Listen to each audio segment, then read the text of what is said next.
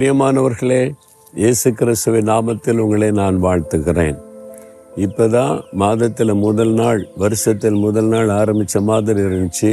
மாதத்தின் கடைசி நாள் வந்துட்டோம் பாருங்களேன், எவ்வளோ வேகமாய் நாட்கள் ஓடுகிறது இல்லை. இந்த கடைசி நாளில் நம்ம யோசிக்கணும், இந்த மாதம் முழுவதும் தேவன் எனக்கு நல்லவராக இருந்தாரா? யோசித்து பாருங்கள். ஆண்டவர் வாக்கு கொடுத்தபடி உங்களை எல்லா தீமைக்கும் விலக்கி பாதுகாத்து நடத்தி வந்திருக்கிறார். உலகத்தில் தீங்குகள் வந்ததில்லை. சில இடங்களில் வெள்ளம், சில இடத்துல பூமி அதிர்ச்சி, சில இடத்துல கொள்ளை நோய், சில இடத்துல இந்த பனிப்பொழிவினால் உண்டான பாதிப்பு, இப்படி பலவிதமான பாதிப்புகள் உலகத்தில் நடந்தது. ஆண்டவரோ நம்மளை பாதுகாத்து நடத்தினார்ல, ஆண்டவருக்கு நன்றி சொல்லணும்.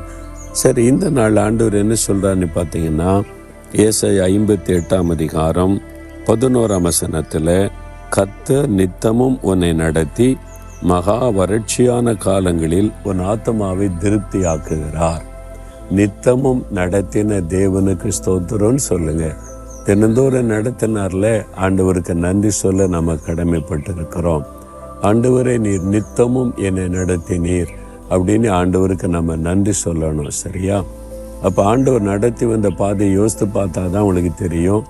அவர் தினந்தோறும் என்னை நடத்தி இருக்கிறார். உங்களுடைய குடும்ப காரியத்தில், வேலை காரியத்தில், பிஸ்னஸ் காரியத்தில், உங்களுடைய ஊழிய காரியத்தில் ஆண்டவர் நடத்தி வந்தது யோசித்து பாருங்கள். இந்த ஒரு மாத காலத்தில் தினந்தோறும் அவர் நடத்தினார். இல்லை, நான் மாதத்தில் 4 நாள் தான் நடத்துவேன் அப்படி சொன்னார் ஆண்டவர். இல்லை, ஒரு நாள் விட்டு ஒரு நாள் தான் வருவேன், அப்புறம் மீதி நீ பார்த்துக்க அப்படின்னு சொன்னாரா? இல்லை, தினந்தோறும். அவருக்கு ரெஸ்டே கிடையாது, ஓய்வே கிடையாது. தினந்தோறும் நம்ம கூட இருந்து நடத்துறது தான் அவருடைய வேலை. ஒவ்வொருவரோடு கூட இருந்து நடத்துவார். இவ்வளோ ஆச்சரியமான தேவன் இல்லை? அப்போ அவரோட நடக்க ஆரம்பிச்சிட்டாலே நீங்கள் நடக்கிறது நிறுத்த முடியாது. என் இயேசு என் கூட நடக்கிறார், என்னை கைப்பிடித்து நடத்துகிறார், நித்தமும் நடத்துகிற தேவன். மனதார அவரை ஸ்தோத்திரம் பண்ணுங்க. ஆண்டவரே, இந்த மாதம் முழுவதும் தினந்தோறும் நடத்தினீங்க, வருகிற மாதமும் என்னை நடத்துவீங்க, வருகிற வருஷமெல்லாம் நடத்துவீங்க, ஒரு நாளும் என்னை விட மாட்டீங்கன்னு சொல்லி ஸ்தோத்திரம் பண்ணுங்க. உள்ளத்தொரு மகிழ்ச்சி, சந்தோஷம் வந்துவிடும். ஆண்டவரே, இந்த மாதம் முழுவதிலும் தினந்தோறும் என்னை நடத்தினீங்களே, உங்களுக்கு கோடி கோடி ஸ்தோத்திரம் ஸ்தோத்திரம் என்று உம்மை துதிக்கிறேன் அப்பா. நித்தமும் என்னை நடத்தி என் ஆத்மாவை திருப்தியாக்குகிற தேவனாய் இருக்கிற அன்புக்காக ஸ்தோத்திரம்.